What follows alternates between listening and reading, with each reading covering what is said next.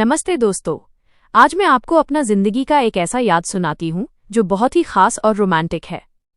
यह वो समय था जब मैं 12वीं कक्षा में था और घर में मम्मी पापा के साथ रहा था। मेरी बड़ी बहन की शादी हो चुकी थी और छोटी बहन छात्रावास में थी। मम्मी सिलाई का काम करती थी और हमारा घर छोटा सा था, बस 3 कमरे, हॉल, रसोई और स्नानघर। मम्मी मुझे अभी भी छोटा समझती थी, लेकिन मैं बड़ा हो चुका था। घर में अक्सर सिर्फ हम दोनों ही रहते थे क्योंकि पापा नौकरी पर चले जाते थे। मम्मी घर में बहुत आज़ाद और आराम से रहती थीं। कभी कभी वो मेरे सामने ही कपड़े बदल लेती थीं या घर में हल्के कपड़ों में घूमती थीं।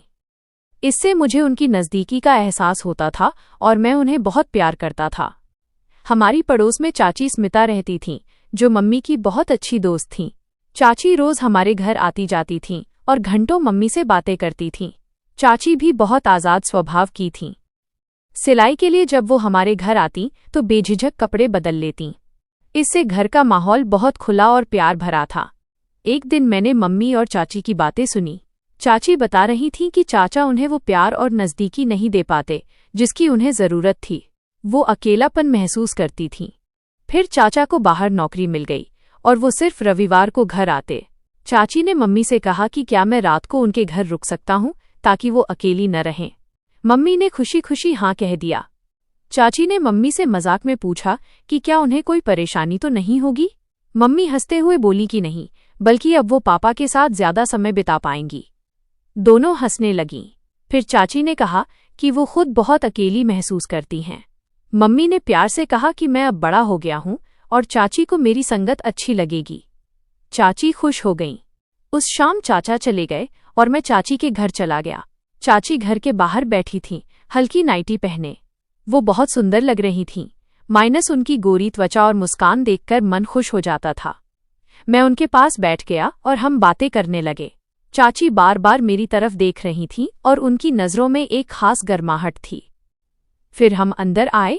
चाची ने खाना खाया और मैं उनके साथ बैठा बातें करता रहा। वो बोली, राज, तुम कितने बड़े और मजबूत हो गए हो। मुझे तो गोद में उठा लोगे। मैंने हंसते हुए कहा, हाँ चाची, उठा लूं। खाना खत्म करने के बाद मैंने उन्हें गोद में उठा लिया। वो हंसने लगी और उनकी नाइटी थोड़ी खिसक गई। हम दोनों बहुत करीब आ गए थे। फिर हम कमरे में गए। चाची बोली, मुझे रात में ज्यादा कपड़े पहनना पसंद नहीं है। तुम्हें कोई परेशानी तो नहीं? मैंने कहा, नहीं चाची, घर में मम्मी भी ऐसे ही आराम से रहती हैं। हम खुलकर बातें करने लगे।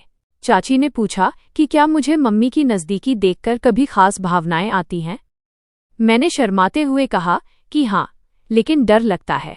चाची ने प्यार से कहा कि मुझे बहुत पसंद करती हैं और अगर मैं चाहूँ तो हम बहुत करीब आ सकते हैं। उस रात हम बहुत करीब आए।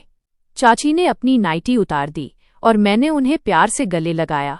हमने एक दूसरे को चुंबन दिया और बहुत अंतरंग पल बिताए। चाची की गर्माहट और प्यार ने मुझे बहुत अच्छा लगा। वो मेरी तारीफ करने लगीं कि मैं कितना ताकतवर और ख्याल रखने वाला हूँ। मैंने उनके शरीर को प्यार से छुआ और वो बहुत खुश हुईं। हमने बिस्तर पर लेटकर एक दूसरे को गले लगाया और वो रात बहुत रोमांटिक और यादगार थी। कुछ दिनों तक ऐसा ही चला। हम घर के हर कोने में, रसोई में, स्नानघर में, प्यार भरे पल बिताते। चाची बहुत खुश रहने लगीं। हमने ये प्यार भरे और आरामदायक होकर समय बिताया।